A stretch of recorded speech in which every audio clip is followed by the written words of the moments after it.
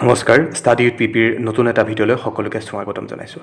আপোনালোকে জানে যে অসম চৰকাৰৰ যিকোনো গুৰুত্বপূৰ্ণ পৰীক্ষাত আহোমৰ যি 600 বছৰীয়া শাসন যি ৰাজত্ব সেই সময়ৰ পৰা যথেষ্টখিনি প্ৰশ্ন অহা দেখা যায়।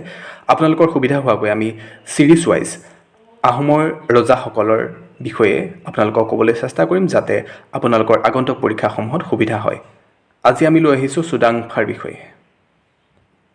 এইজনা ৰজাক 1397 খ্ৰীষ্টাব্দত মন্ত্ৰীসকলে ৰাজপাটত বহুৱায় আৰু তেতিয়াৰ পৰা 1407 খ্ৰীষ্টাব্দলৈকে তেওঁ ৰাজত্ব কৰে।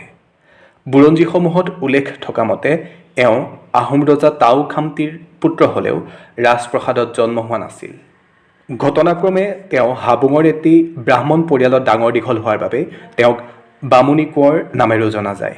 এইটো প্ৰশ্নটো সঘনে অহা দেখা যায় যে বামুণী কোঁৱৰ নামেৰে কাক জনা যায়। চুডাংফাই ৰজা হৈ স্বৰ্গত ৰাজধানী স্থাপন কৰে। এইজনা ৰজাৰ দিনতে আহোম আৰু নগা ৰাজ্যৰ সীমা পাটকাই পৰ্বতত নিৰ্ধাৰিত হয়। পশ্চিমে কমতা ৰাজ্যৰ ৰজায়ো তেওঁৰ জীয়েক ৰাজনীক চুডাংফালৈ বিয়া দি মিত্ৰতা কৰে। এওঁৱে প্ৰথম আহোম ৰীতিমতে শিঙৰি ঘৰত উঠাৰ প্ৰথা প্ৰচলন কৰে।